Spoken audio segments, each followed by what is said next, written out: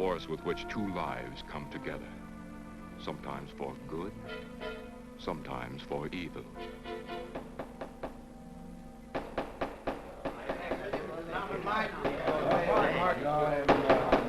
I say, Williams, is out of line on this. I'm definitely against it. Williams seems to forget we have our stockholders to answer to. Phone Mrs. Williams, Della. Tell her to be ready in about an hour, and I'll pick her up. Yes, Mr. You phone San Rafael and see if those papers are on the way over from the executive. Yes, Wong.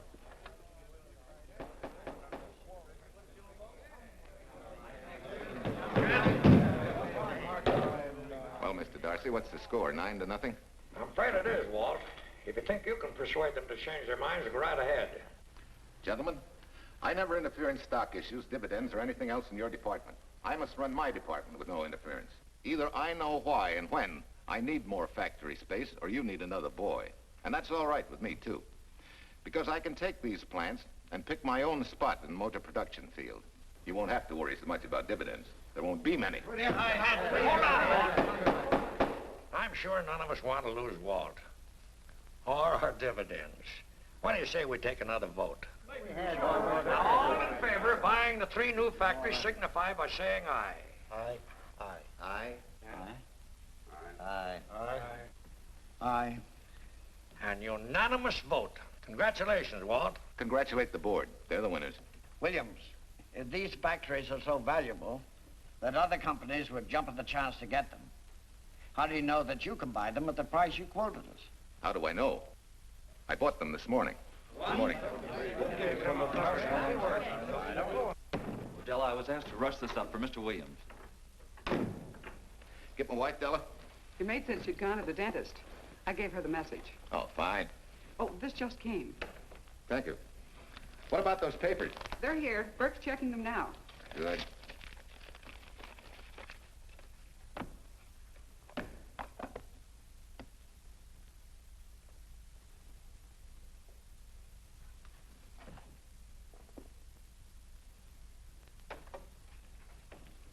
Congratulations, Walt.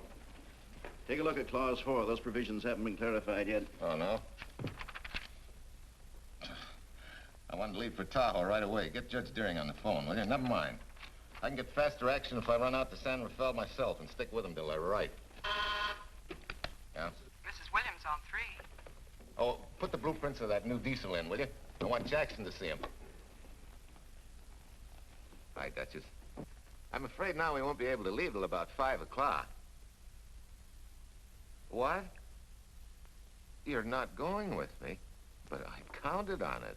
But I thought as soon as Dr. Harris took care of whatever it was, I'd feel better. I don't. Stupid thing still aches, and I certainly wouldn't be a very desirable driving companion. No, seriously, darling, you run along and buy your little factories and hurry home. I'll send you back to the office. And cheat me out of my goodbye kiss? Not a chance. I've got to drive over to San Rafael. I'll stop on the way. Love me? Bye, dear.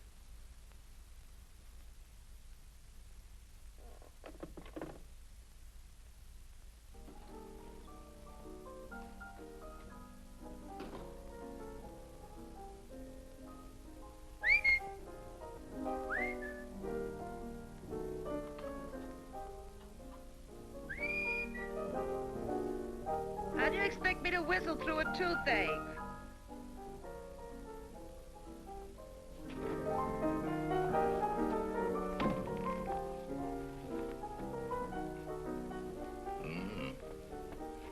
Nothing in the whole world smells as sweet as you do, Duchess. Certainly don't feel sweet. I was grouchy as an old bear. Well, old Doc Williams can give you something to fix that. Close your eyes. Relax a minute. Take a look at that and see if you don't feel better. Oh, Walt. Oh, darling, it's beautiful.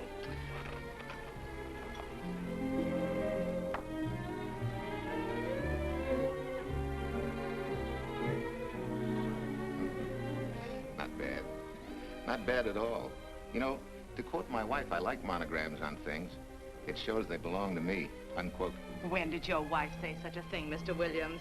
About 6 years ago, when I married her. She gave me the first monogrammed shirts I ever owned. Those were the words on the card.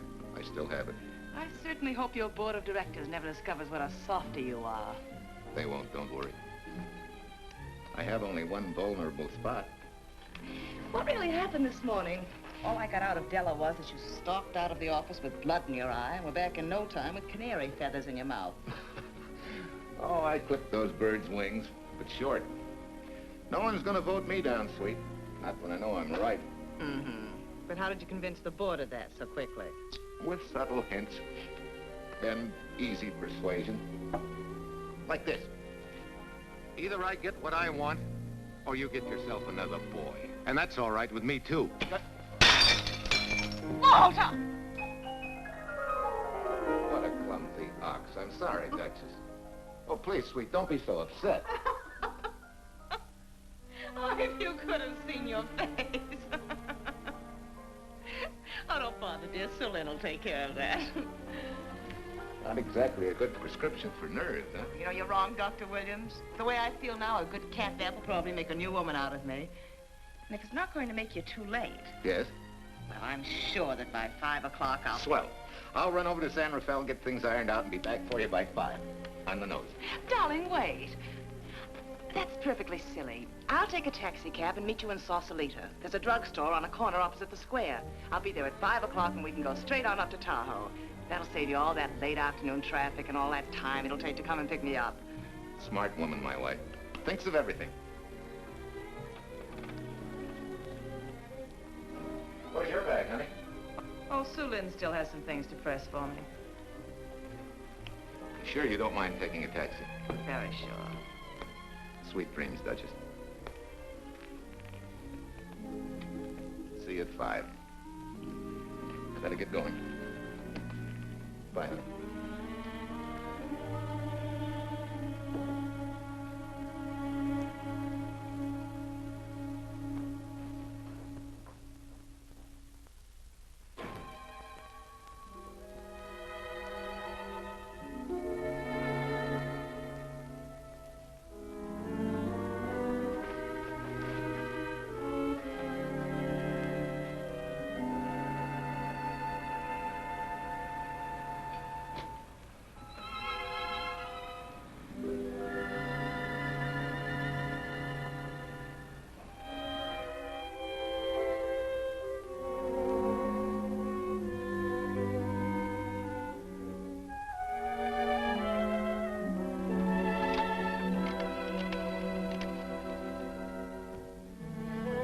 Long distance?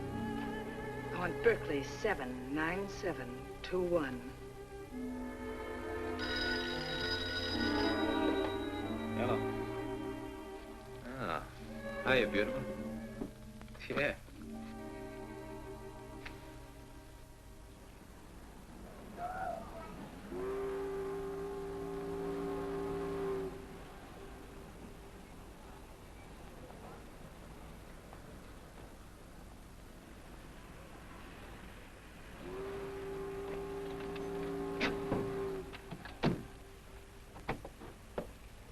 Here. Don't forget, turn this stuff over to a bellboy at the airport hotel in Oakland. Tell him to hold it for Jack Burns. Jack Burns, the airport hotel. That's right, I'll be checking in later. What do I owe you? $1.15 a here. All this stuff back to Oakland. Yeah, here. Buy yourself a new key. Thanks.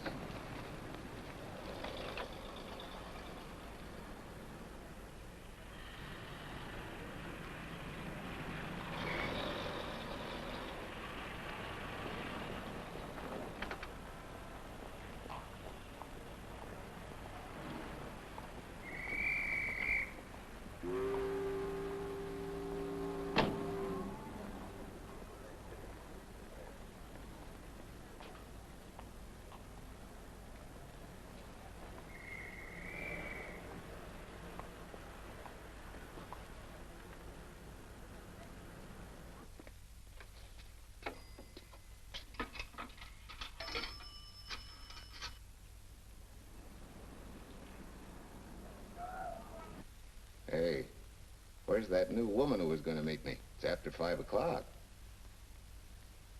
Oh, gee, I was so sure you were going to be okay. Maybe you better get yourself another dentist, huh? Of course I understand, honey, of course. Just to prove it to you, I'm coming right on home. No, you really mustn't, darling. I'm going to be perfectly all right, really. And besides... Besides what? Well, I've done something you're not going to like. You remember Aunt Margaret back in Illinois? You mean the old gal in Evanston? I'm way ahead of you. How much? Well, it isn't money this time. It's another relative. Her favorite nephew, Jim Torrance.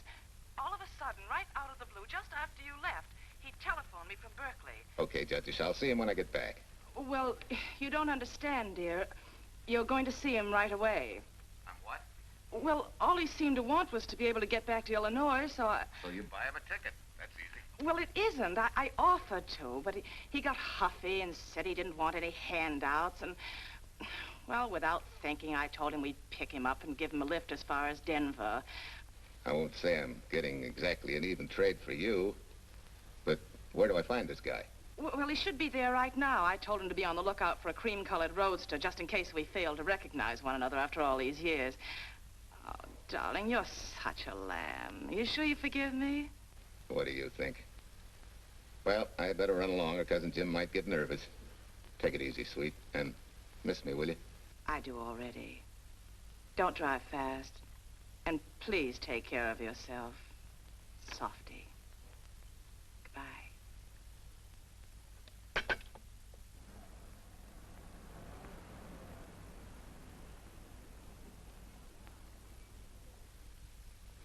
Hello, Della? Yeah, Mrs. Williams wasn't able to go with me. Now, while I'm gone, you see that she gets her roses every morning.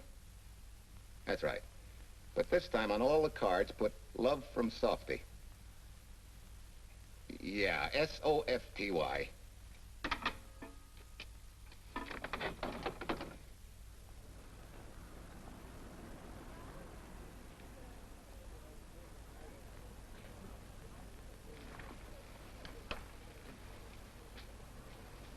Hello.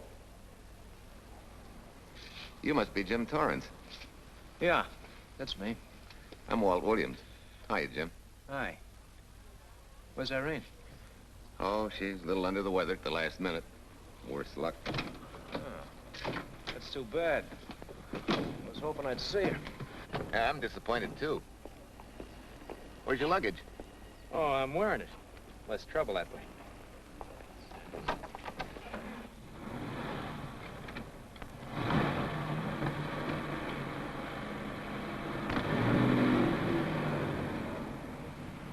Irene tells me you're heading for Illinois. Yeah. Going been a little rough, huh? Haven't exactly been worried about my income tax. What's your line, Jim? Oh, guess I'm a better salesman than anything else. You know, I can give you a couple of letters when you get back to Chicago. It might help you. It's fine. Little in with the top brass never hurts. What outfit were you with? Patton's Third Army. How was it? Rough. Except for the time in Italy. I kind of liked it there. Patton's outfit never got to Italy. Of course. But most civilians never know or care, and I figured you didn't either. Well, I fooled you that time.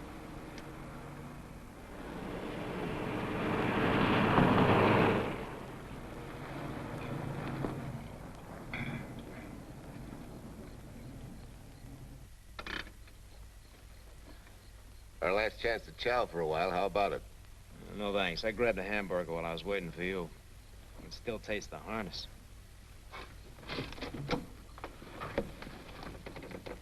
Sure you won't change your mind? No, I'm gonna grab a little shut-eye.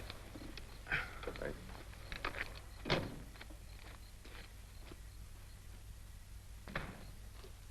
Chicken sandwich and a Coke. One chicken sandwich. Chicken sandwich coming up.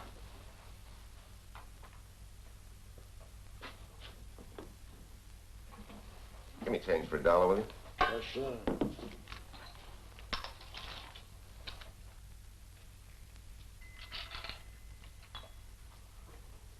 Thanks.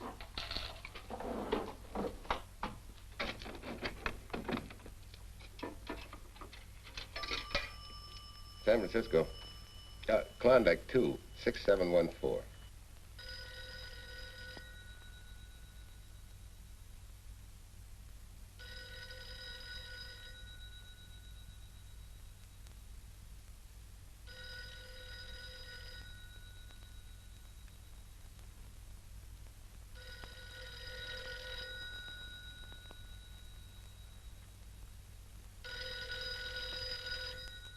Klondike 26714 does not answer.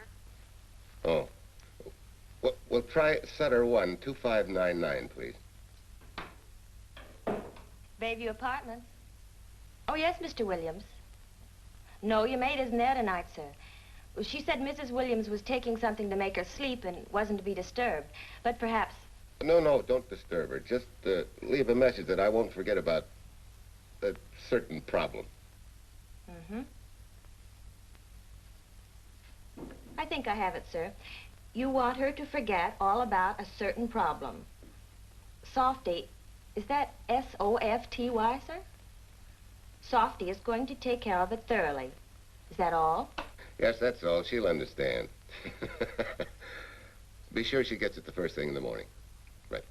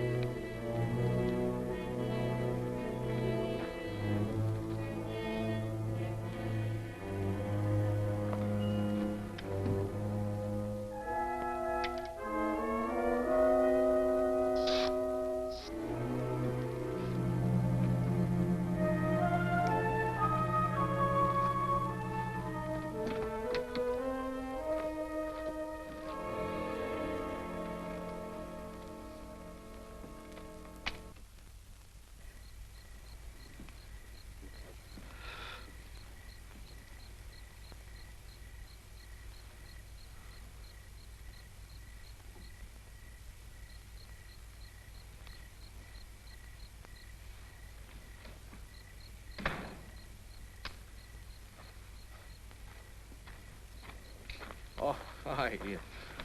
It's been so long since I've been behind the wheel of anything but a Caterpillar or a Jeep, I had to find out what a real buggy feels like.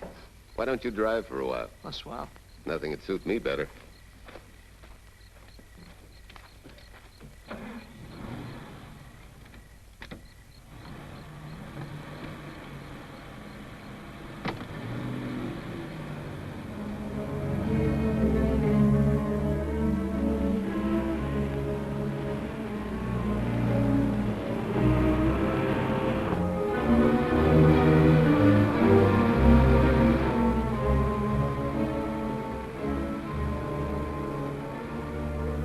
Tell me, Irene still got that little scar on her cheek? That one she got from the fall? Yeah. You can hardly see it now, though. How'd you know about that? She just got it last summer. Thought you said you hadn't seen her for years. Oh, from Aunt Margaret, of course. How else? She always sends me the news in her letters.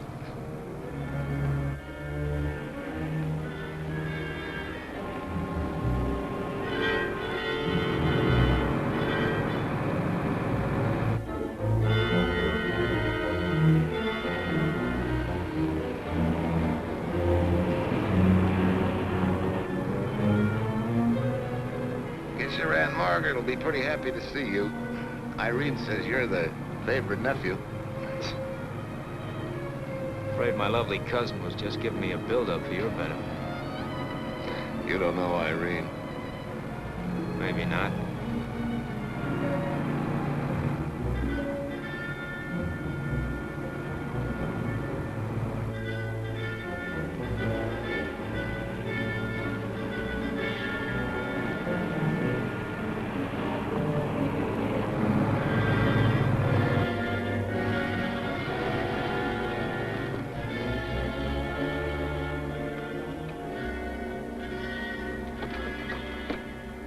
What's the matter?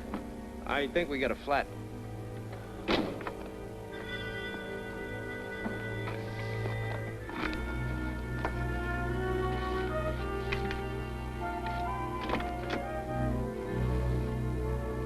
Yeah, flat as a flounder.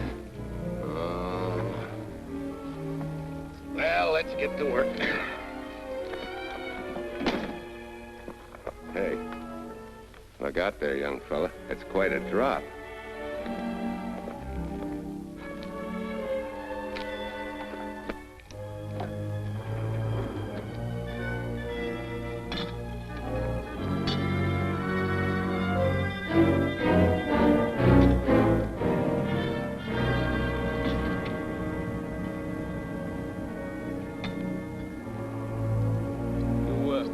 You got a flashlight? I think I have. Get the jack. I'll take a look.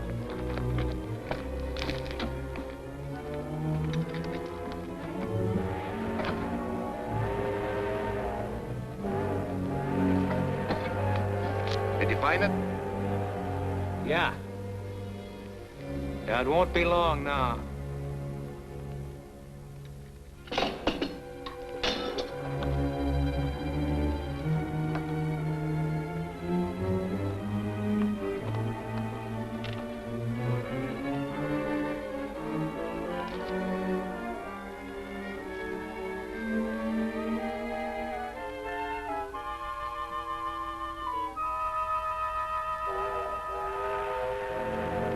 Come on, let's get going.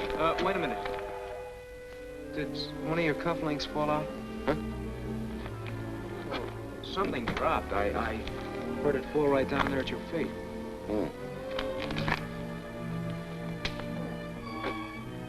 Well, he must have rolled under the car.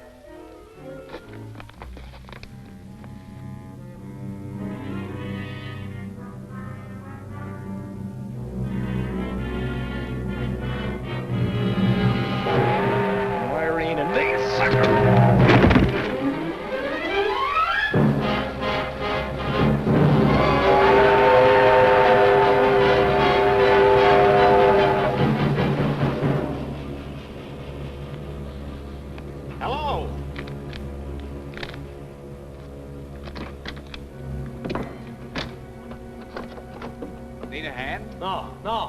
I'm all set now. Okay. Good night.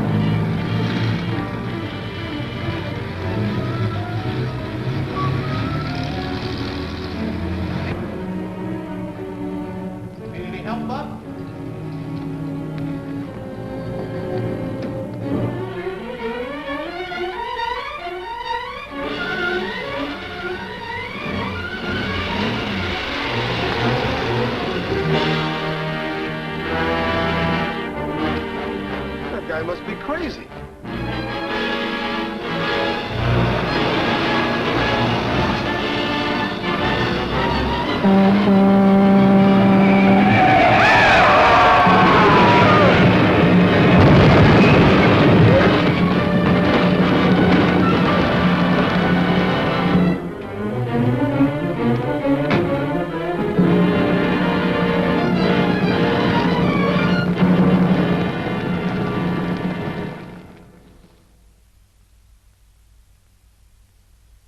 in case my husband should be late and have to rush for his plane. This will be taken care of. Thank you. Tell Mrs. Burns the 302.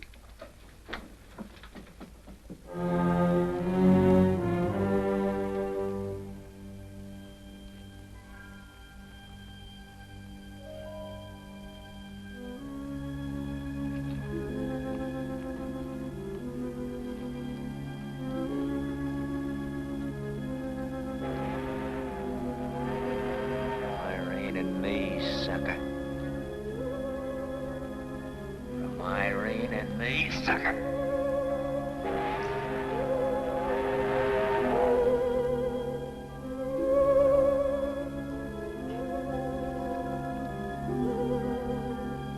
Take care of yourself. Softy. Softy.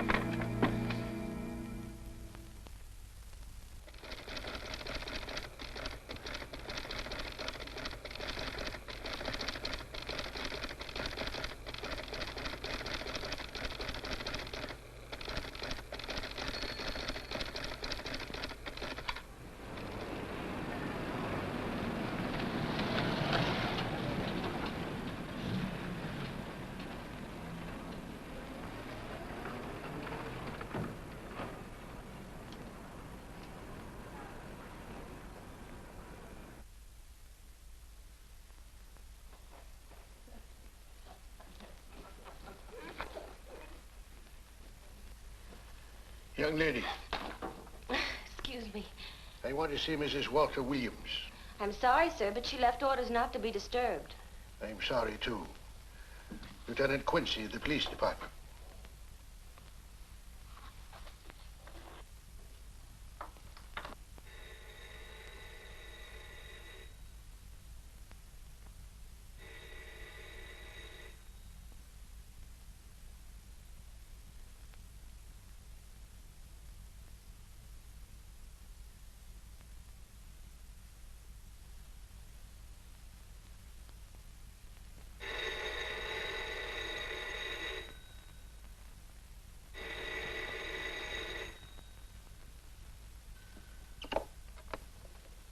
Hello?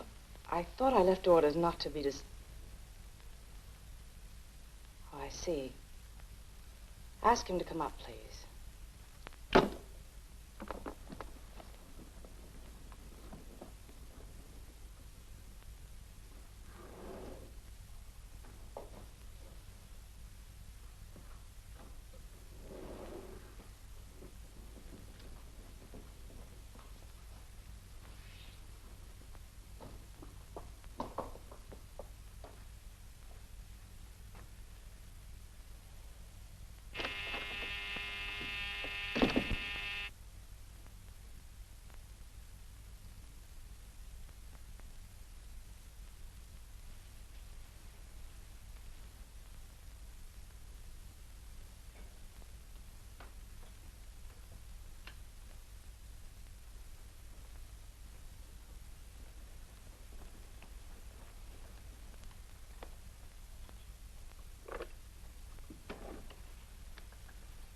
Yes? I'm Lieutenant Quincy with the police department. I'm sorry to disturb you at this hour, but may I come in? Of course.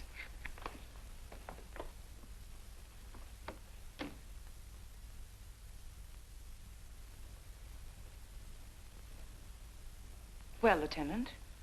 Did your husband go on a motor trip late this afternoon? Why, yes, he went to Denver on business. Why? Was he driving a Packard roadster? Yes. Is anything wrong? I'm afraid there is. Won't you sit down? Has something happened to my husband? Yes, Mrs. Williams. He's dead, isn't he? Yes. Oh, Walt, I knew something like this would happen. I begged him time and again not to pick up hitchhikers. But it wasn't a hitchhiker, Mrs. Williams. It was just an accident. He ran into a truck, a gasoline truck. You mean there was fire? He must have been driving pretty fast. I don't think he felt anything after the crash.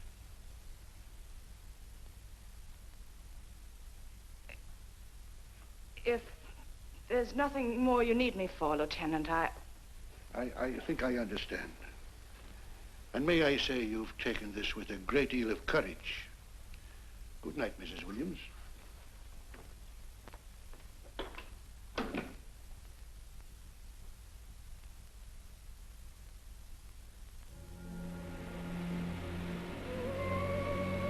Take care of yourself. Softly. From Irene and me. Softly.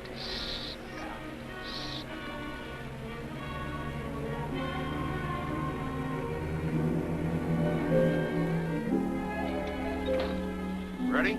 Yeah. That Williams must have been quite a guy. Yeah, he went to work for Universal Motors as a sheet metal worker. Mm-hmm. Less than 10 years, he's their top production man. Well, he sure went out in a blaze of glory. Yeah. Let's go.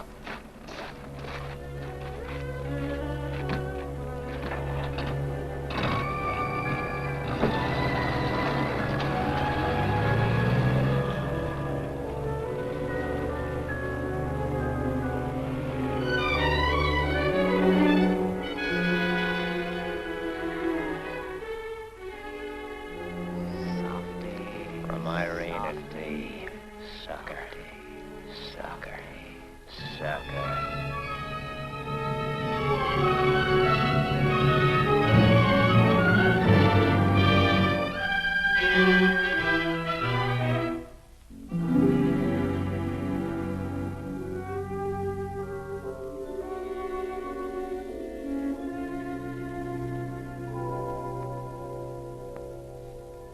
Well, could Mr. Burns have taken a later plane and still made connections for Mexico City?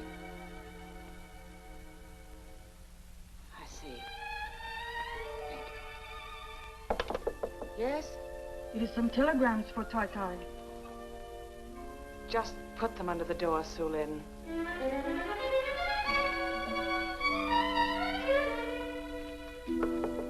Please, Tai, a policeman Quincy most anxious to see you. Ask him to wait, Sulin.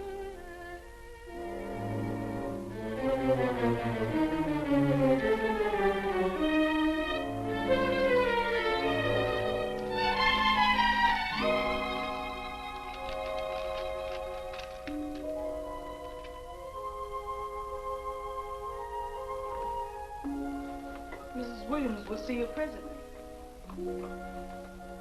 Well, wait, please.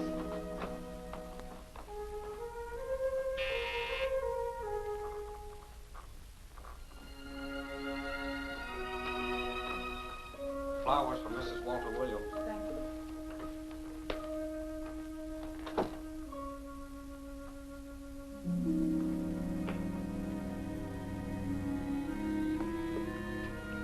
Roses like Mr. Williams always sending when he's away. You seem to have been very fond of Mr. Williams. Sulin is honored to have served him 5 years, and he... I'm sorry to keep you waiting, Lieutenant. I wouldn't be disturbing you again if it wasn't necessary. And I wouldn't be keeping you but a moment. You're being very considerate. Won't you sit down?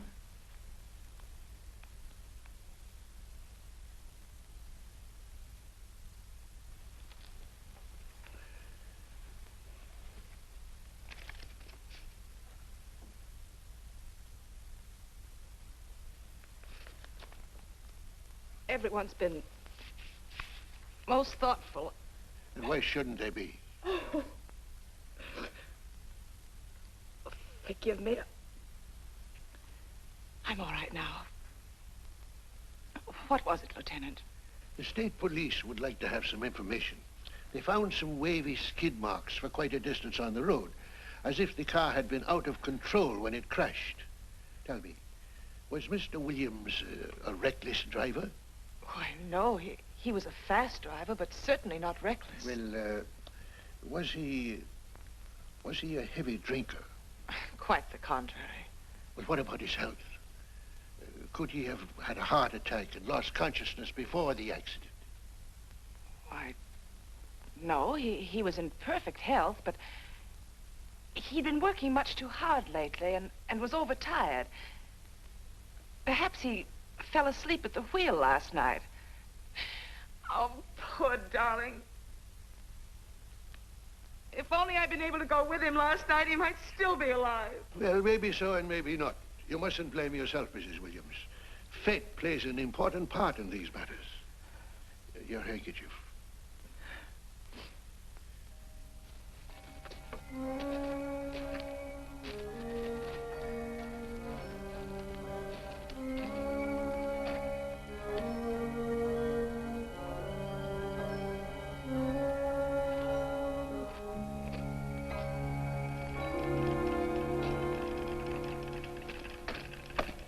When's the next train to San Francisco?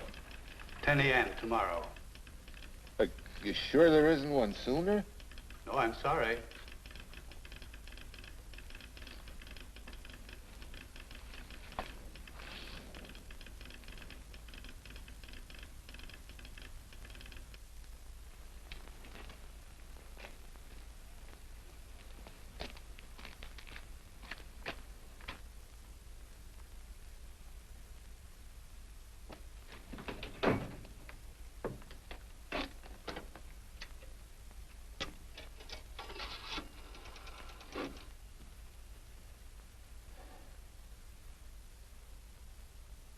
We have a circuit now, sir. Evanston. Calling Mrs. Margaret Hubbard's residence in Evanston. One moment, please.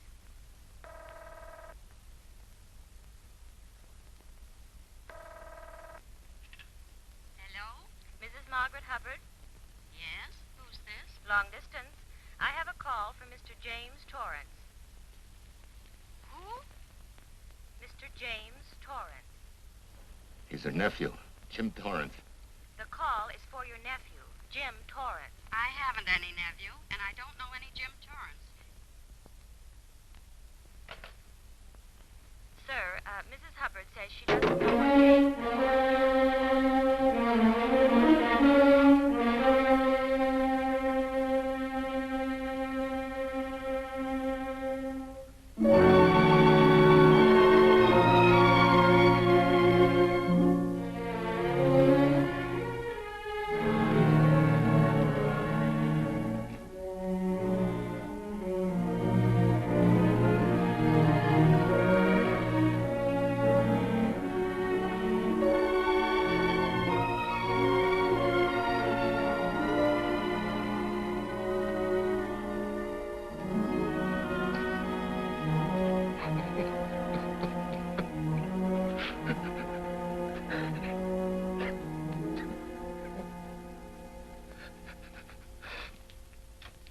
What's the matter, son? Looks like you need a doctor. Doctor? I can't leave the station, but old Doc Bender's just across the road there. Yeah. Doctor? Think you can make it? Yeah. I'll make it.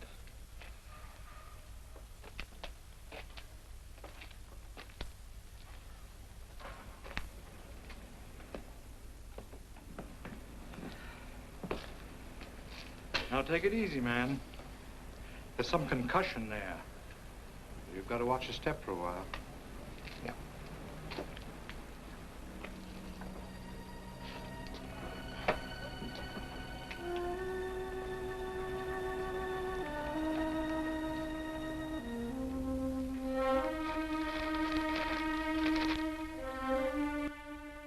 Walter Williams' beautiful widow, who by her own request sat alone in the family alcove during the service.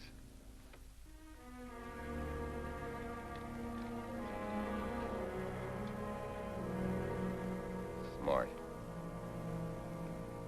Someone might have caught her licking her chops.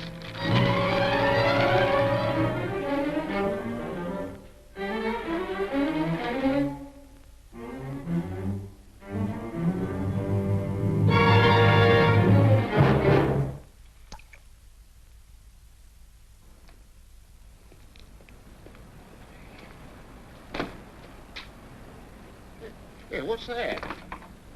Walter Williams. Hey, ain't that the guy that... For the love of Mike, what's that briefcase doing here? He's dead. They did him a dirty trick if he ain't. Hey, now, wait a minute. Don't touch it. We better turn it over to the police.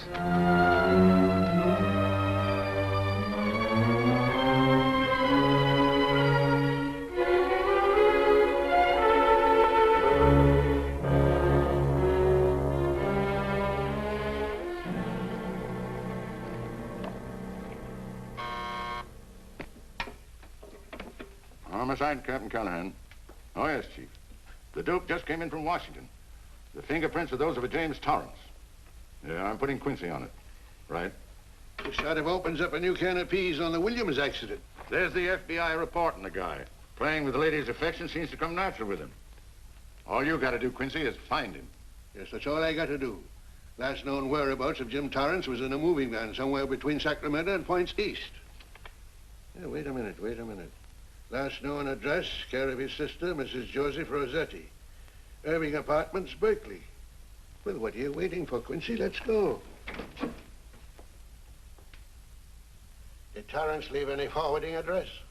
No, he said he was going to send it to me. Sorry to trouble you. Oh, Lieutenant, if you should happen to hear from him, will you let me know? There's an unpaid telephone bill and a bundle of laundry. Laundry. Let's have a look.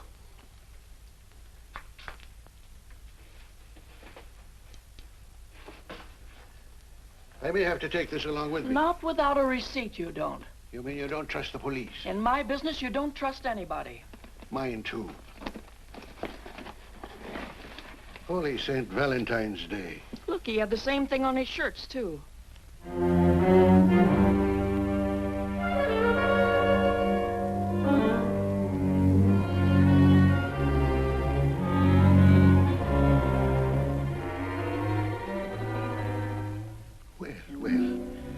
Romance in your late tenant's life.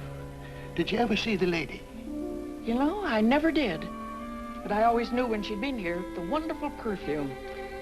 I lay you 10 to 1 she's a rich widow. Could be. Wait, I'll get you his telephone bill. Pretty fancy stuff for a hitchhiker. Yeah, but he's a pretty fancy hitchhiker. According to the shirt maker, a certain lady in the town had these made special. And they're just like her husband's. Only his initials were WW. Sort of smells, don't it, Cal? Now take a look at this little item. It was also found in the laundry. I for Irene and W for... Well, it could be for Williams, too, couldn't it? Yeah. Homicide, Callahan speaking. Hello? Oh, hello, Fitz. Hello. What news? Oh? Any luck? Both days, huh? Swell. Have it typed up and sign it. This report of Fritz will be a nice little topper for this pile. His checkup shows calls from Torrance's phone to Williams's private number, and a flock of them going the other way, including one on the 7th and several on the 8th. The 8th, in case you've forgotten, is the date of Walt Williams' accidental death. Well, that ought to be enough to get an indictment out of the grand jury. Go pick her up. I'd like to play a long shot first. It might give us 2 for 1. Well, take 'em one at a time. A bird in the hand is not going to lead us to its mate. I'd like to give the lady a little more rope. Well, Thanks. I thought you'd agree.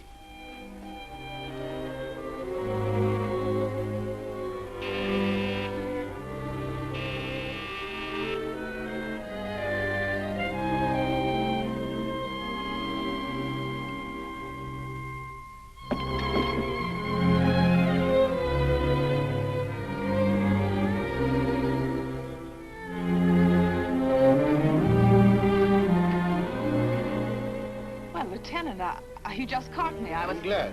I have some rather startling news I thought you should know before it hits the headlines. Come in. Thank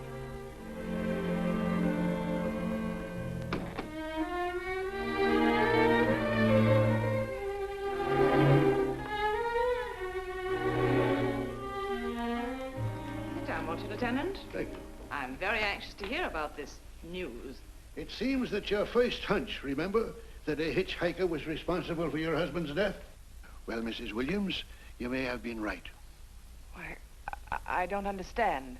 Your husband's briefcase turned up in Kansas City yesterday in a moving van that had stopped at the scene of the accident that night. Apparently, the murderer made his getaway in it.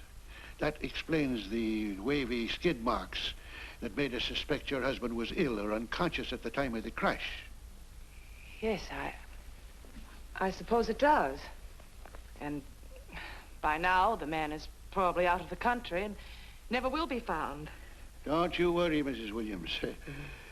There were fingerprints on that briefcase. And as soon as we get the FBI report from Washington, his identity will be known and his description sent out on police broadcast. Oh, we'll find him all right. But just now we are keeping things quiet so the murderer will feel safe until we are ready to close in on him. Yes, I can see the wisdom of that. Yes, I thought you would understand and cooperate. As soon as we know his name, it is possible that you might recognize it as someone with a motive. There's that possibility. You know I'll do everything I can to help. I'm sure of it. Now I'll run along. You'll hear from me. I'll let myself out. Don't bother. And don't worry. Good day.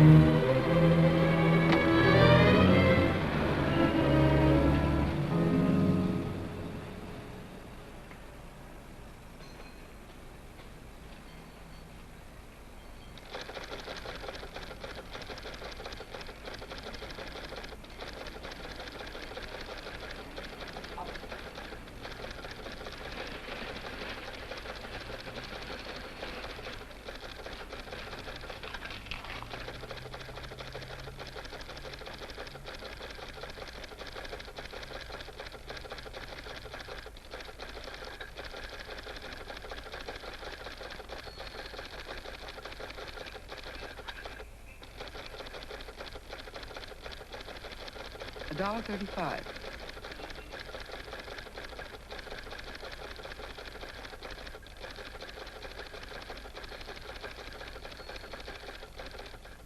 See, everything after the letter J in the first name has been obliterated by heavy writing over it. The only impress letters legible are those between words or before them, like RNS at the end of this name here, and the Hotel Santa here before the word Evanston. Well, Tom, don't you think it's about time you retired? Why, there isn't even evidence there of Mrs. Williams' intent to communicate with Torrance. And who do you think she beat a path to the telegraph office to wire to? The League of Decency? I'll tell you what I think, that you should have brought her in when I first told you to. By the time we get her now, she'll have figured out a way to tip Torrance off. He'd be that much tougher to find. Not unless she's tipped him off from your office. Ernie's got her on ice waiting for you.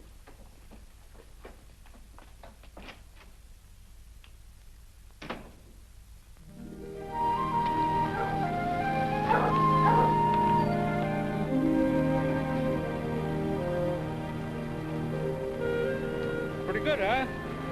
Fastest growing little town in Idaho.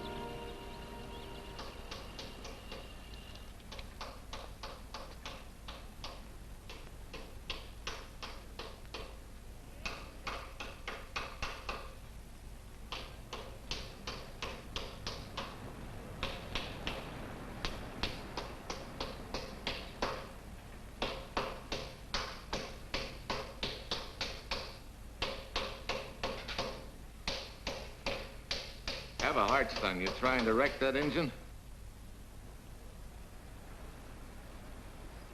Oh. Sure. It's a hobby of mine. The way you're going at it, you can't miss.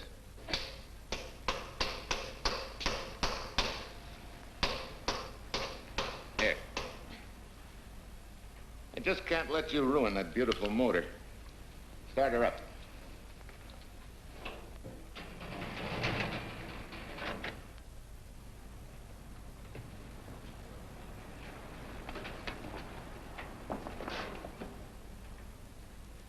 Okay, start her up.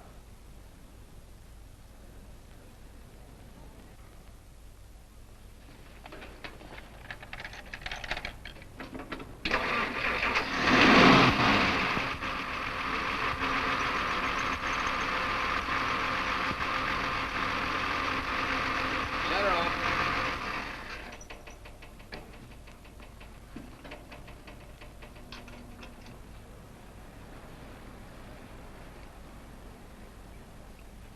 You're certainly not a mechanic by trade.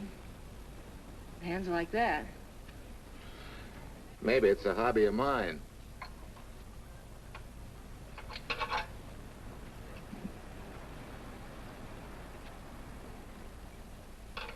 Gee, what happened to your head? Perhaps I was talking when I should have been listening. Okay? Okay by me. Thanks a lot, Hill. So long, Marcia. Bye. He's all right now. You better lay off till the boss gets back. I'm the boss. I guess the new cars are a little bit over my head. Now, with a jalopy, it's different. Aren't there any mechanics around here you can hire? No, they all went over to the new factory in Mansville. I guess they got better wages. Tough break. Yeah. How much do I owe you? Oh, forget it. Well, I'll be shoving along. Well, at least have a cook in the house. You might as well. Marcia, can I use your phone a minute, please? Sure, help yourself, Uncle Ben. Never rains but what it pours. 650, please. Flat tire this morning. Now the danged engine stalled on me. Nice and cold. Wilson's garage? No, I did not give you the wrong number. Fine thing using my phone to cheat me out of repair bills. Aren't you ashamed? You gave me the wrong number. 650, please. You're a nice girl, Marcia Peters, and your ma's a fine woman. And I'll always buy my gas and oil here. But you ain't never gonna tinker with my car again. Busy? Busy. Always busy. Yeah. Wait a minute. We're not so busy. Would you like to do another good deed and give Uncle Ben a hand? Why not? Where is your car, mister? Maybe I can help you. Why, are you a good mechanic? Very good. And very reasonable. Well, just what you need, girl. Better hire him. It's an idea, Uncle Ben. Come on. Thanks for the Coke. Sure.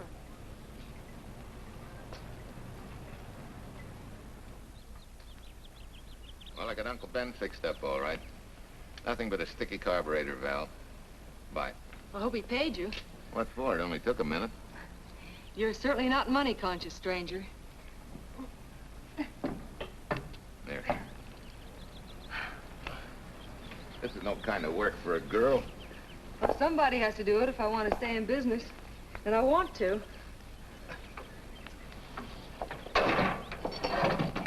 Must be some business that you're better suited for. Couldn't you lease this place to somebody? Sure.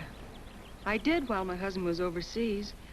But when he was killed in Okinawa, well, we'd made a lot of plans for the future here. And I had a hunch he'd like it if I took over and tried to make a go of it. Takes more than a hunch to do that. I got along famously. Business has been fine until lately when the help got short. Could be again. I had a good mechanic. Yeah. You sure need one, all right. Well, for Pete's sake, say yes or no. Do you want the job or don't you? You mean you'd hire me without knowing anything about me? You can repair automobiles. What else do I need to know? Except your name. Well? Why not? Sure. I'll try it for a while till you get someone permanent. The name's Bill Walker. Okay, Bill, it's a deal. And maybe if business gets real good, you'll want to stay. Oh, don't count on it. Where's this go, on the rack? Yeah.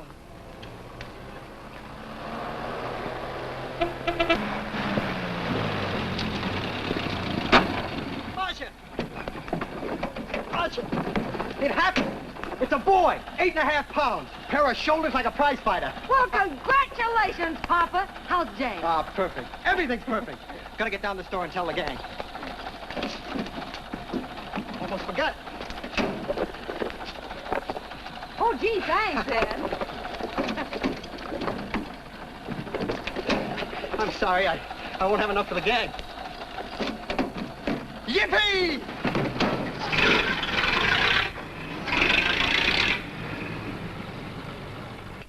Thanks. Say, we haven't settled the matter of wages yet. Maybe I can't pay you regular salary. Suppose we leave that open till you find out how much I'm worth to the business. Doesn't seem to be any business right now. Might be a good time for me to get rid of this beard and find a place to board.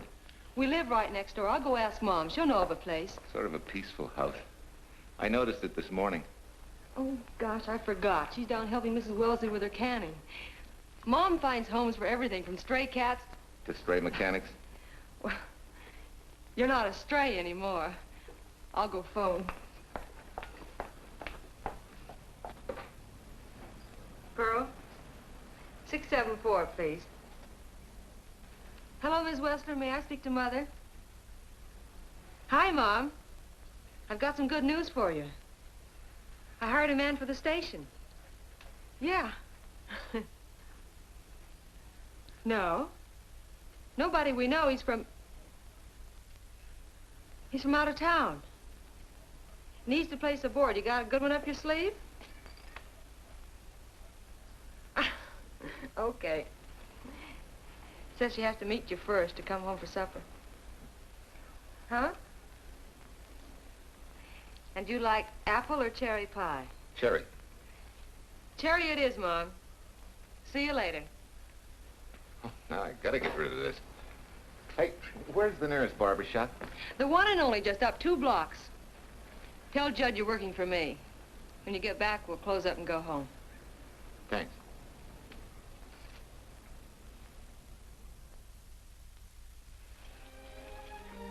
Well, that's real nice. You must have had a good bringing up, young man. Thank you for the young man. We thank thee, O Lord, for thy bounty, and ask thy blessing on this food, and on the new friend who shares it with us. I hope you're good and hungry, Mr. Walker. Who wouldn't be? Mark, she eats like a sparrow, with all the hard work she does. May I have your plate, please? Well, she can start taking it easy now. Boss, the help. Thank you. She never takes anything easy. Has to put her whole heart and soul into everything she does. Well, now that you're through with me, Mom, how about Bill? Have you thought of a place for him to stay? Well, why can't he stay right here? We have a spare bedroom going to waste. And I think you like my cooking. Like it? That's very kind of you, Mrs. King, but it seems an imposition. Imposition, nothing. That's good business. I can get back what I pay you in board and room. Well, Marcia, what a thing to say. If you'd like to stay, we'd like to have you. We have some more vegetables. Mrs. King, you have a boarder. May I have a biscuit, please? Oh, excuse me.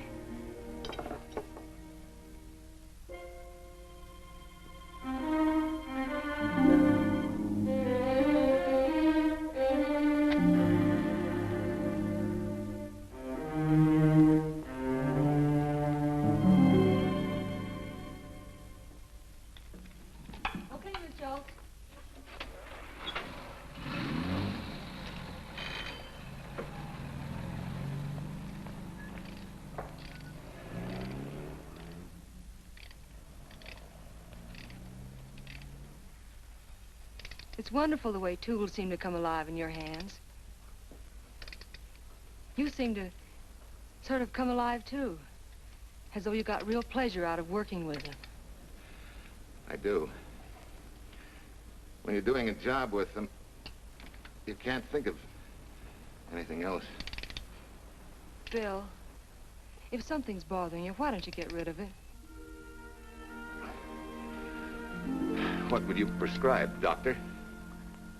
Amputation. For that stupid chip on your shoulder.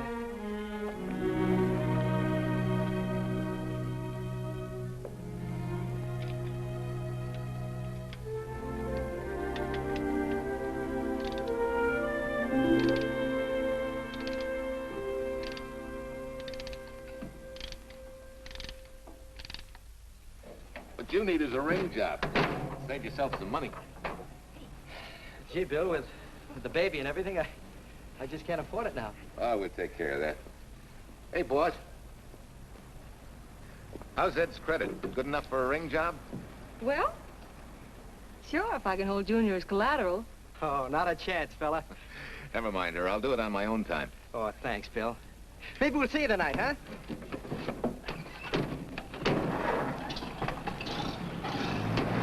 Some shoulders, huh? Yeah. Some father, huh? Bye, Marcia. Bye, Marcia. Bye. Nice kids. Hey, was Ed clowning about their being hard up? No. Things have been pretty tough for him ever since he got out of the service. Fix a car for him, Bill, and only charge him for the labor, okay? Then he gets it for free. I'd already figured on knocking that off. Say, we could make it an anniversary present. Anniversary of what? Junior's arrival, and mine, 3 months ago today. Time certainly flies. That was a lucky day when you came to MP service. Your work's been bringing in a lot of business. I'm glad of that. Hated to have fallen down on Mom and you. Say, look, boss, why don't we three celebrate tonight and go to the movies? Ed said he and Jane were going. Well, that lets Mom out. She'll be babysitting. I'd love to go, Bill. I haven't been in ages. Here's your opportunity. Go to work.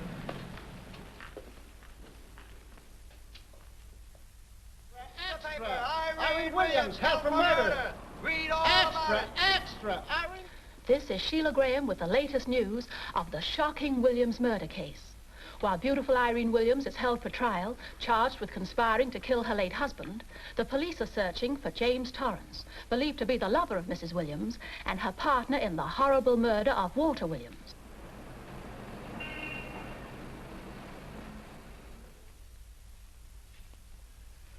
If I'm handling your case, my dear Mrs. Williams, I want 1/3 of everything you get. You're out of your mind. You don't realize what I'll get as Walt's widow. Perhaps you don't realize the spot you're in. Torrance's fingerprints were found not only on your husband's briefcase, but, in a manner of speaking, on your reputation as well. There's a detective named Quincy, a very smart cookie. He isn't exactly for you. Frankly, Mr. Warner, I'm beginning to wonder if my attorney is for me. Underestimating the enemy's ammunition would scarcely be wise.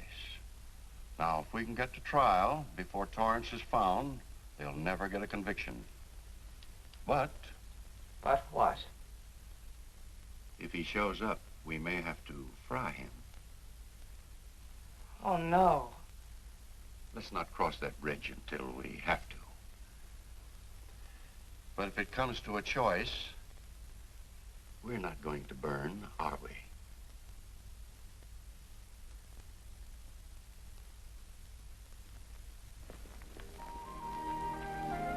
Aren't you the chatterbox this afternoon? What about this afternoon? Oh, I'm sorry, boss. I guess it was wool gathering. You're only supposed to do that in the spring. Is there anything you don't know? Yes. What's San Francisco got that we haven't? Better newspapers, for one thing. Anyway, California's supposed to be the land of opportunity. I thought that by now you liked it here. I do. Very much. It's a good town. Nice people. Swell boss. Thanks. We like you, too. No fooling, Bill. You'd be surprised how many people ask questions about you. What kind of questions? Oh, where you came from, do you have any family, and do you like it here, and are you going to stay? Al Knox asked me at the movie last night if you wanted to join the volunteer fire department. Just interested, friendly things. I suppose it is natural for people to wonder about a stranger who moves into their community, like I did. You know, I've been thinking, maybe it wasn't such a good idea, you and I going to the movies last night. It's all right being seen in the station and here with Mom, but... Oh, you get used to that in a town this size. They're always trying to marry people off. You just ignore it, and after a while they forget about it. I'll go get cleaned up for supper.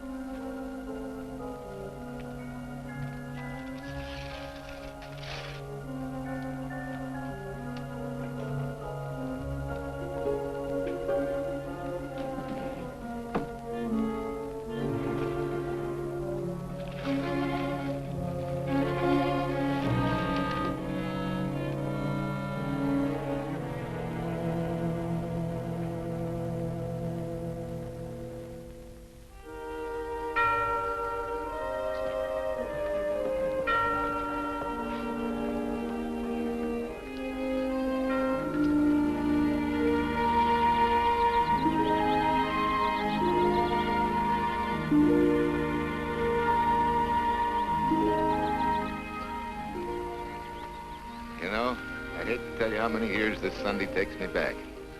Did you always fall asleep during the sermon? I wasn't asleep, Mrs. Peters. I merely closed my eyes to concentrate. Oh, so that's what you call it. I had to nudge you to stop you from nodding. Quiet. You're disturbing my reminiscent mood. Even smells the same. Could be the same bees buzzing in the same clover. As they say, you can take the boy out of the country, but... A rolling stone gathers no moss. It has to stop rolling sometime, doesn't it, Bill? Sometime, maybe. We grow a very becoming shade of moss here in Larkspur. Don't you think? You grow a lot of nice things here. Anyone in particular? You'll have to skip the answer to that one. Someone tore it out of the book. You're married, aren't you, Bill? Yep. That's right.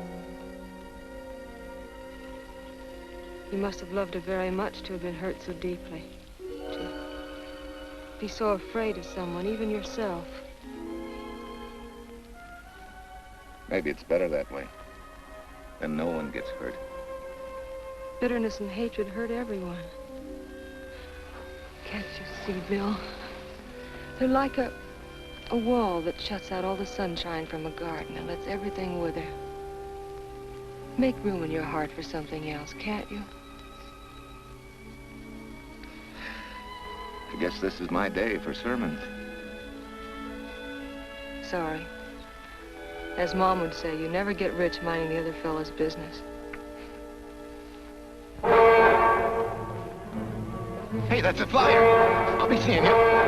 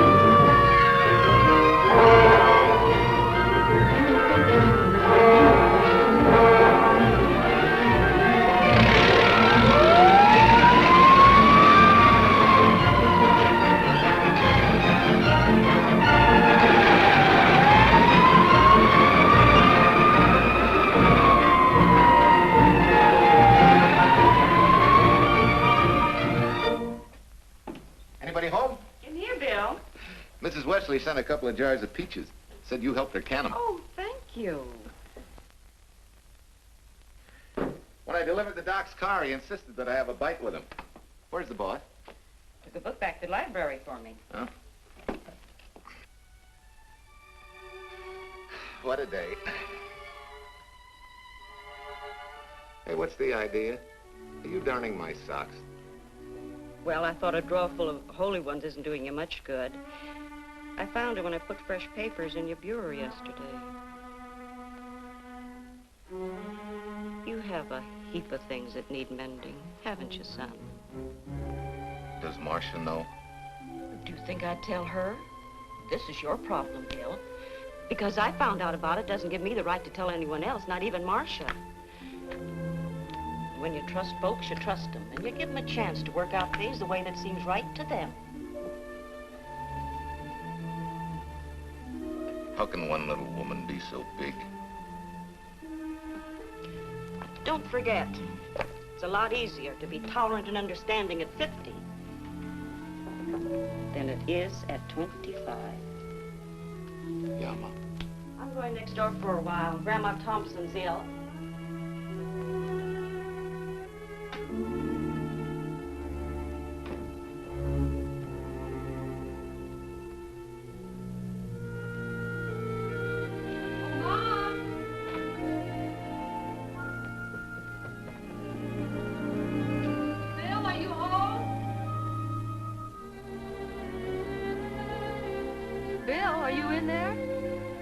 Yeah?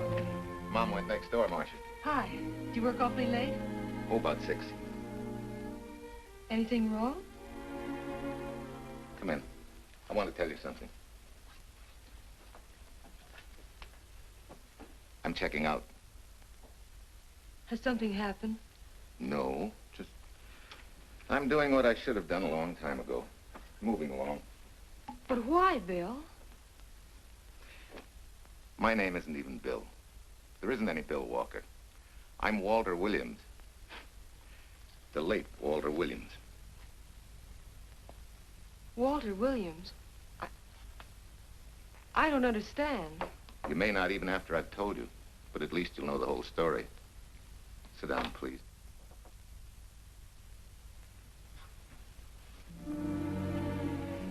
Finally, Larkspur. And you. From there on, you know. I'm glad you're going back to make things right. Going back? Wild horses couldn't drag me back. What are you going to do about your wife? Nothing. You're going to let her go to trial for murder? Oh, no, Bill. Why not? She tried to kill me, she and her cousin. But they didn't. Who says they didn't? Let them try and prove it. No matter what your wife did, she can't be tried for something that didn't happen. Oh, Bill, can't you see? You bet I can see. She deserves everything she's getting. Sorry part of it is they'll never convict her. No, Bill. The sorry part is you're not big enough to take a hard jolt to your pride and to your ego. Sure. It hurts to be tricked and cheated by someone you loved and believed in. But that doesn't give you the right to take justice into your own hands, to trample on the hearts of others and walk out on life. A barren, frustrated boyhood. A marriage to a woman who accepted my love, yet despised me so thoroughly she resorted to murder. I'll never think of our moments together without nausea. I feel stripped bare, degraded. Because you've closed your mind and heart to everything else. Even me.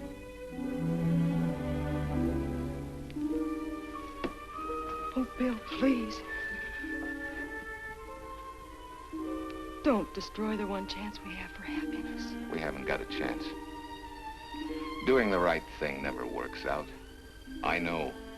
In this world, you turn the other cheek and you get hit with a lug wrench. Forget me, boss. Try and forgive me.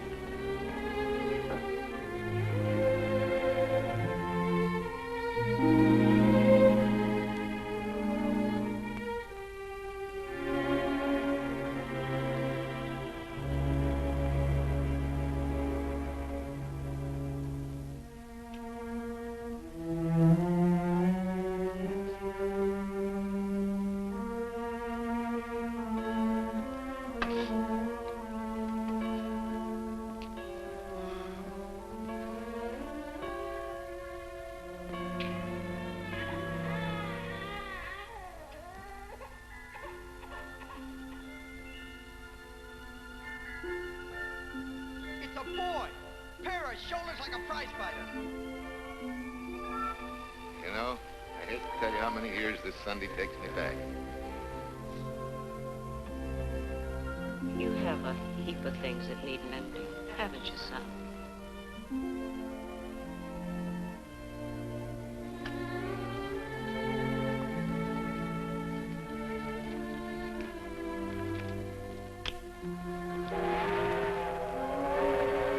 Take care of yourself.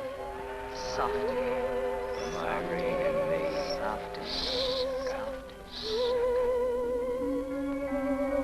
You're not big enough to take a hard jolt to your pride and to your ego. Sure. It hurts to be tricked and cheated by someone you loved and believed in. But that doesn't give you the right to take justice into your own hands. Trample on the hearts of others and walk out on life. Oh, Bill, please. Don't destroy the one chance we have for happiness.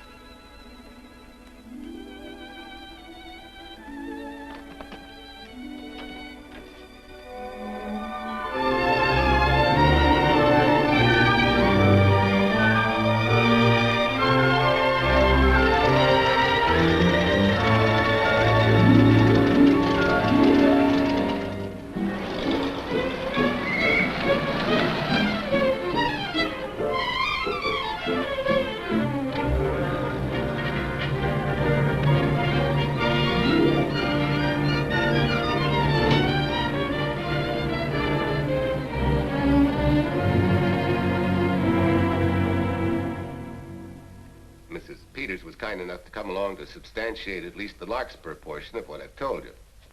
Very thoughtful of you, Mrs. Peters. Mr. Williams, when you read in the newspaper that the hitchhiker who attacked you had been, well, a close friend of your wife's for some time, it must have been a great shock to you. I didn't come here to discuss my emotional reactions, Lieutenant. If you need me for anything further, Captain, my office will know where to reach me. Let's go, Marshal. Just a minute, Mr. Williams. We'll need your signed statement for the grand jury when we ask for your wife's release. It won't take long to be typed. Yeah? All right.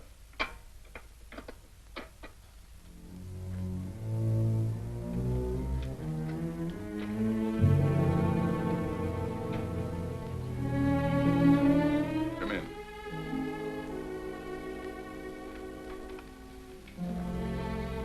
Sit down. Mrs. Williams, we We have news for you. Really? I can scarcely wait.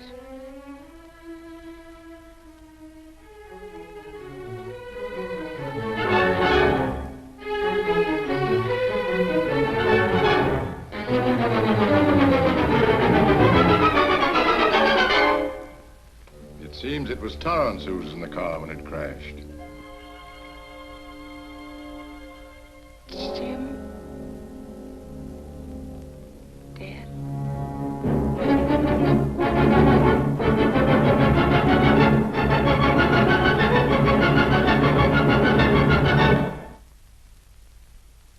You did it. You killed him. No. He tried to kill me. Thought he had. And he ran into the truck. It was an accident. An accident?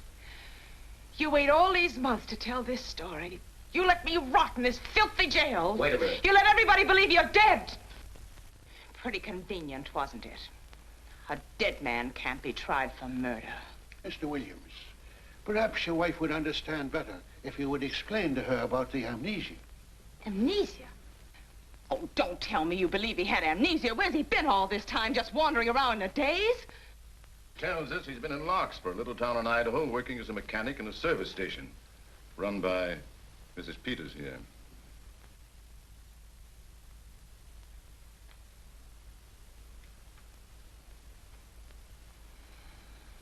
I understand perfectly. Now that my chance for happiness is dead, I suppose you'll demand the divorce I begged you to give me so that I could marry Jim. That's fantastic. Yes, isn't it? After you telling us that the man you picked up was a perfect stranger. Well, that's not true. The time and place for meeting Jim had all been arranged. I must advise you, there's a law that a wife can't testify against her husband. There's a law against murder, too, but that didn't stop him, and nothing's going to stop me until I'm through. It's all right with me, Captain. Go on. Talk your head off.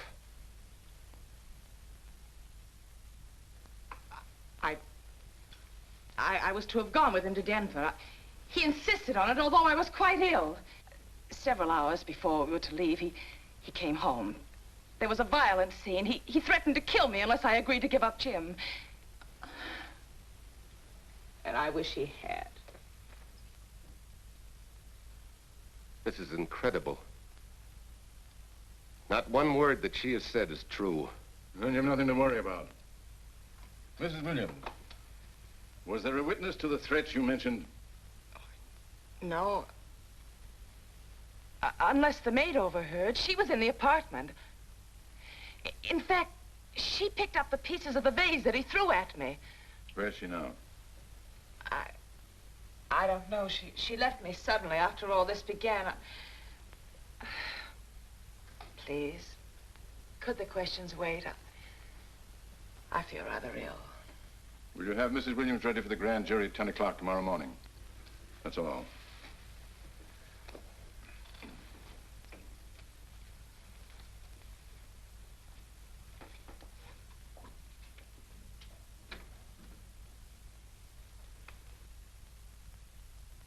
We're going to hold you too, Williams. On what charge? Suspicion of murder. But he's not guilty of any of these things. Then it should be easy for him to prove it. Take it down and book him. That fiction of Mrs. Williams must have been very convincing. No, we just couldn't buy that yarn you tried to sell us. Let's go.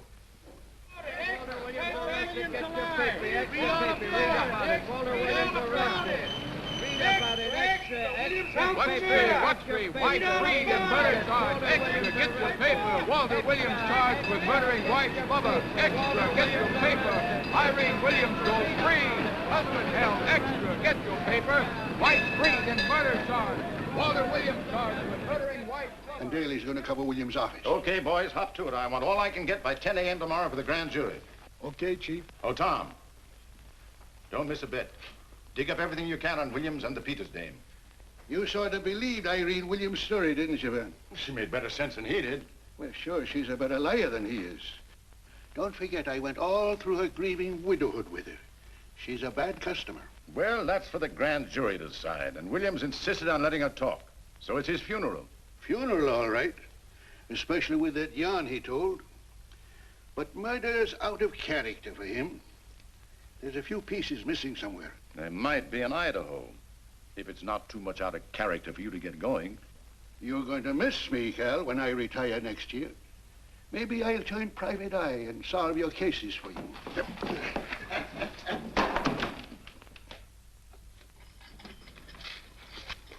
Hi, Williams. Mr. Williams?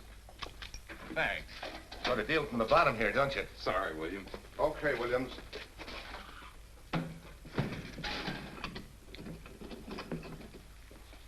Well, not very good news, judging from your faces. Well, Wolf, the grand jury returned indictment against you. Mrs. Williams was released. I see. Now, don't you worry, Walt. We'll have you back at work where you're needed, and in short order. Come on, Eldridge. There's a visitor waiting far more attractive than we old fogies. We're just leaving, Mrs. Peters, but remember, don't hesitate to call on me for anything. Thank you so much.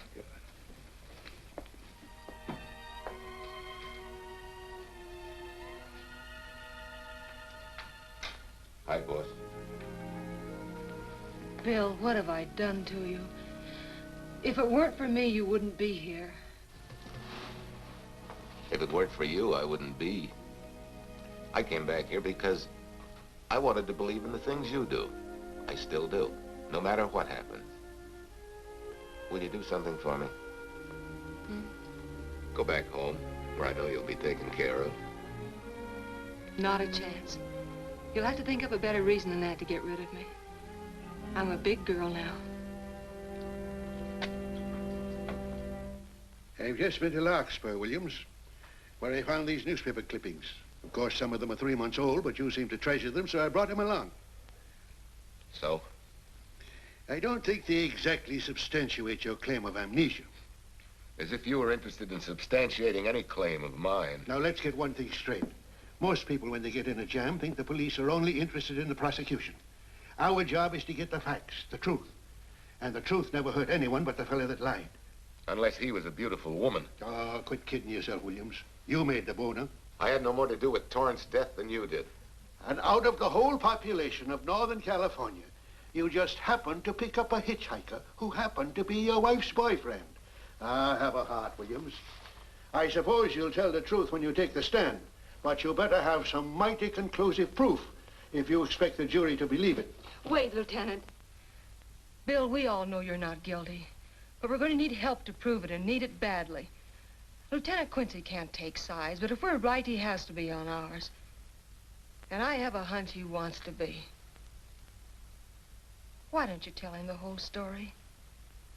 All of it. Please. I'd like to. Quincy, very much. Guess I should have told the whole truth in the first place. But I wanted to clean this mess up with as little scandal as possible.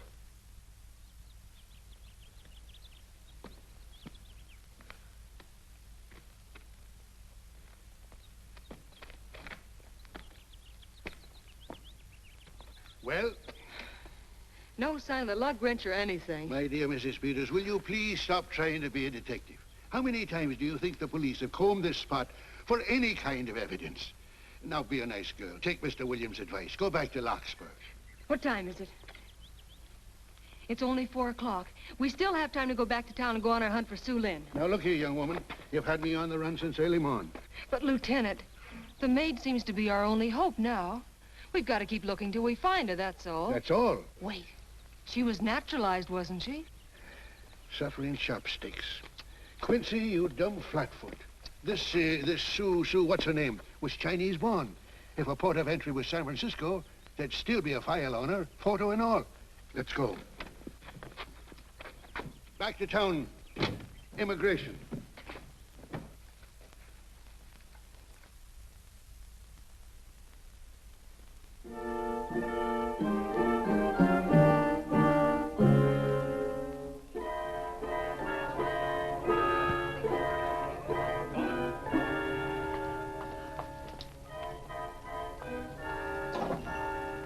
The council has given us the right lead.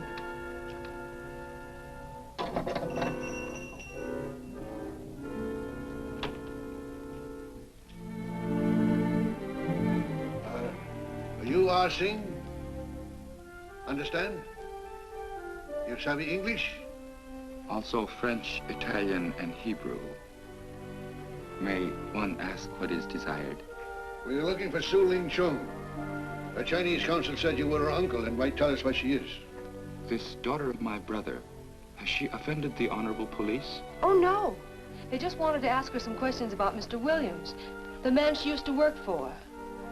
Ah Sing's heart is heavy that he cannot lead you to her. But things that are not known cannot be told. Well, if you hear anything of her, report it to headquarters.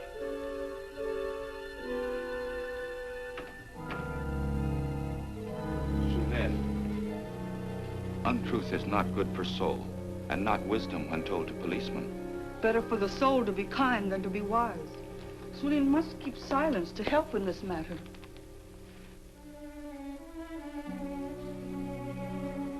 You know, you're quite a gal. In case I haven't told you lately. You're just too easily pleased, that's all. There must be a way out. Why can't we find it? Oh, buck up, boys. Tomorrow's another day. Yesterday you go to trial. Bill, I'm afraid. And the state intends to prove, beyond any reasonable doubt, that the defendant, Walter Williams, did, with malice aforethought, kill the deceased James Torrance, whom he knew to be his wife's lover. And that with his victim dead beside him, he drove his car into the course of an oncoming truck, jumping clear himself some seconds prior to the crash. And subsequently, he made his getaway in the back of a loaded furniture van. And for 3 months, as Bill Walker, he laughed at justice, but had imprisoned his unfaithful wife for conspiracy in his own murder. But then he decided that being dead cramped his style. He thought he could eat his cake and have it too. So he returned, most anxious to explain his long absence and to right the dreadful mistake that had imprisoned his wife for 3 months. Ladies and gentlemen, it was a cold-blooded, premeditated murder and must be punished to the fullest extent of the law. Call the first witness, please. Captain Callahan, did Walter Williams tell you what suddenly cured his amnesia after 3 months? No, he did not. But he did tell you the man that struck the blow which caused the amnesia was a total stranger, a hitchhiker he had picked up. Yes? And that he knew nothing of this man's identity or relationship with his wife until he suddenly recovered from his amnesia and heard or read the details. That's what he said. That's all. Thank you, Captain. Your witness, Counselor. No questions. No. I saw no signs of amnesia, but definite concussion. He was a bit evasive in answering questions, but not vague or unsure. In your opinion, Doctor, could this head injury have been caused by a fall? Yes. If the head had struck on some object, such as a stone or a metal pipe. That's all, thank you. Your witness. Dr. Bender, are you familiar with a tool known as a lug wrench for changing automobile wheels? I'm afraid I am, sir. I've had a regular epidemic of flat tires lately. Well, then, in your opinion, could this head injury which you treated have been caused by a blow from a lug wrench? Yes. It could have been caused by that, too. Thank you, Doctor. The ones with the earliest dates, you will notice, are heavily creased, as though they'd been carried in a wallet or a coat pocket. Thank you. Lieutenant Quincy, will you kindly tell the court where you found these newspaper clippings? In the bedroom occupied by Mr. Williams in Mrs. Peters' home in Larkspur, Idaho. Is this your handwriting, Miss Revere? Yes, sir. And that's the message, at least our record carbon of it. Would you read it to the court, please? June 9th, 8:32 p.m. Message from Mrs. Walter Williams, Penthouse D. Mr. Williams called, said he wants you to forget all about a certain problem, that Softy is going to take care of it thoroughly. Was there any other conversation? Well, I just asked if that was all, and he said yes, she'll understand, and sort of laughed as if it were a joke and hung up. Some joke killing the wife's boyfriend. That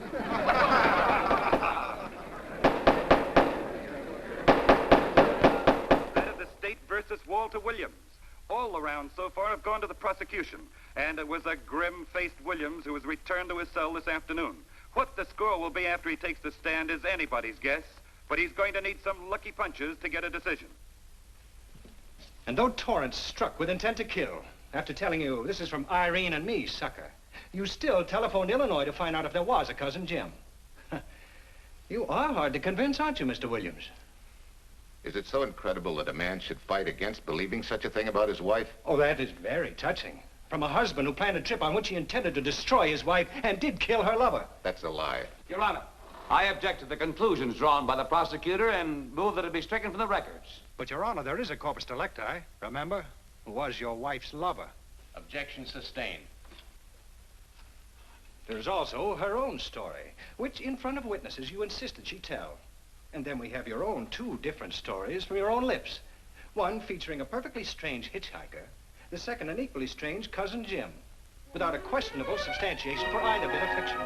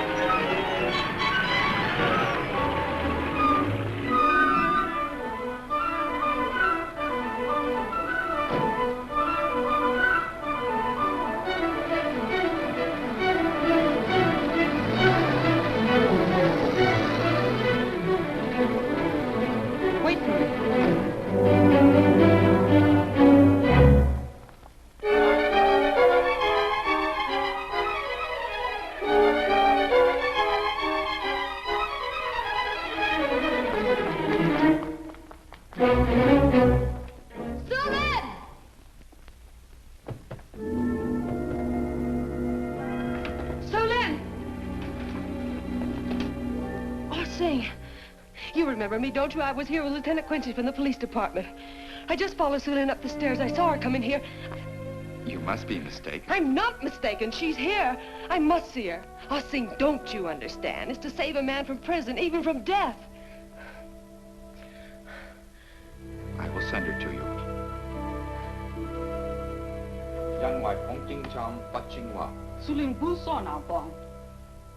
Oh, Sue Lynn, we've been looking for you all these weeks. Mr. Williams needs your help so desperately. I cannot help. You must forget that you found Sue Lynn. Forget it? But you're his only witness. You're the only one that can help. Not as a witness. Only with silence can I repay his great kindness to me and my family in China. Why?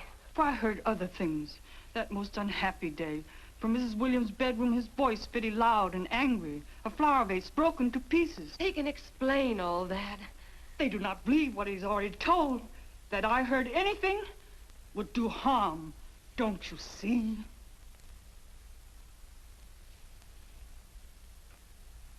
Yes. Much sorrow comes from women who know not honor and truth. And Mrs. Williams, she was not true even to that Torrance man. What made you say that? That night when he was killed, her sickness was but wall of falsehood, behind which she could go secretly to a meeting place. You mean she went out that night? Sue Lynn, are you sure? Yes, because next morning in her bedroom I found street shoes that had been worn. Her coat on the closet floor, with the sleeves turned inside out, as though removed hurriedly. And in one pocket, a door key to some hotel. Sue Lynn, that's it. Proof that she and Torrance had planned to meet that night after he killed Mr. Williams. What hotel was it? Oh, I don't remember. The key. What did you do with it? Returned to coat pocket. Come on. We'll get to Lieutenant Quincy. He'll know what to do. And pray, Sue Lynn, every step of the way.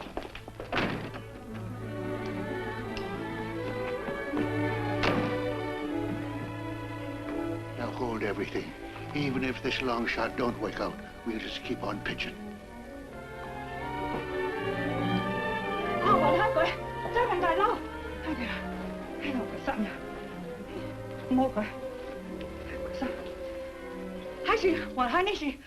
Here it is, yes. Room 302, Airport Hotel, Oakland. Maybe we got our miracle. A special little Chinese one. It is to hope that Sue Lynn was of small help to Mr. Williams. Oh, Sue Lynn. Come on, copper. Next stop, Oakland. A certain little lady's hotel rendezvous. I was on night duty then, all right, but I sure don't remember a looker like this. Quite a dish, eh? A little too highly seasoned for my digestion, thanks. Lieutenant, just found a couple of cars for room 302 on June 9th. George Baxter, checked out at noon. Mr. and Mrs. J. Burns. Room not slept in. J. Burns. Burns. Look, Quincy. The handwriting on the card is identical to that on the photograph. And here's a little boy, the same thing. The cover-up telegram to Aunt Margaret. Now look at the impressions. J here, and here RNS. J. Burns. That's the name she started a telegram to. Room not slept in. Say, I got that dame pegged now, Lieutenant. She said they'd be out of the room by midnight as her husband was catching a plane.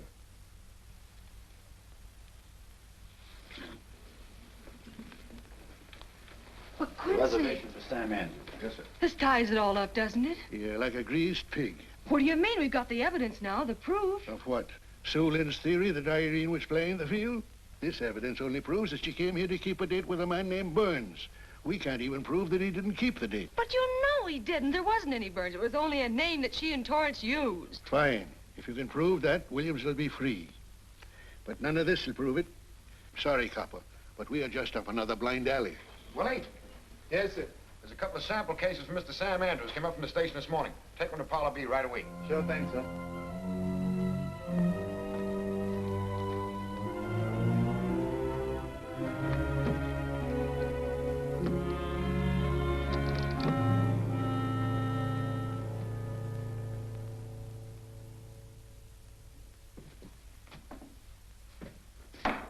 Seated. Case of the state versus Walter Williams. Proceed, Mr. Aldrich. Your Honor, we will call Mrs. Irene Williams. Take the stand, Mrs. Williams.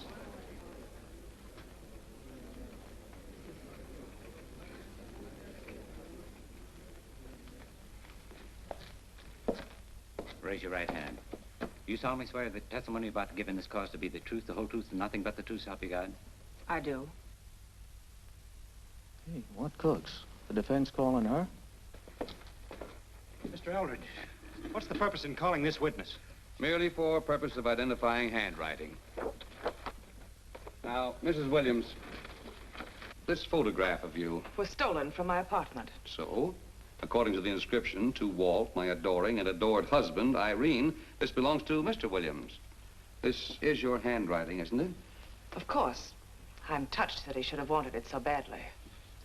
And this telegram, addressed to Mrs. Margaret Hubbard, is that also your handwriting? It is.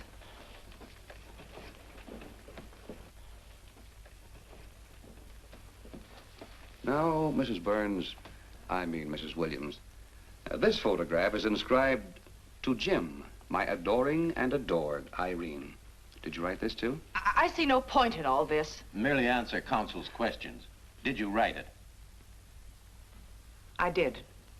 And these letters addressed to Mr. James Torrance, did you write them? Yes.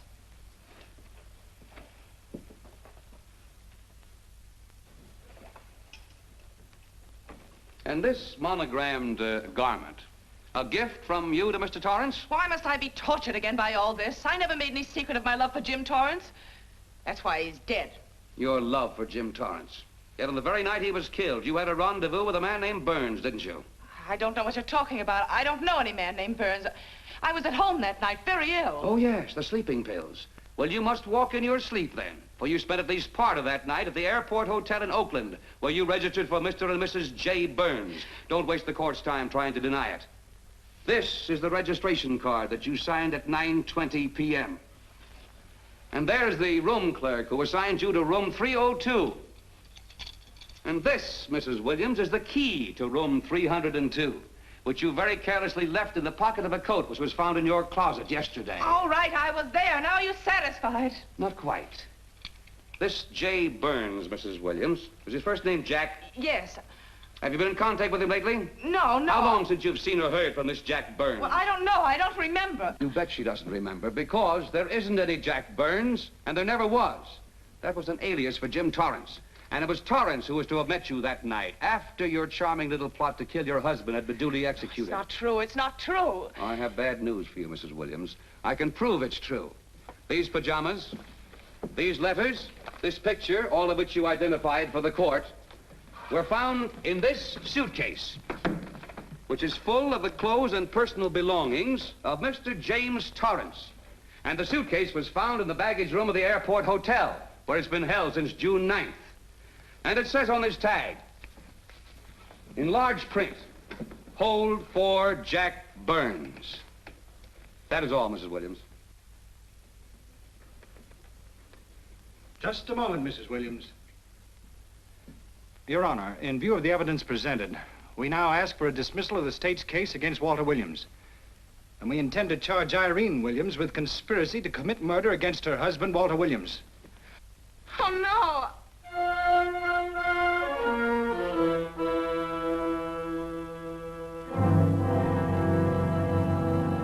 The case against Walter Williams dismissed.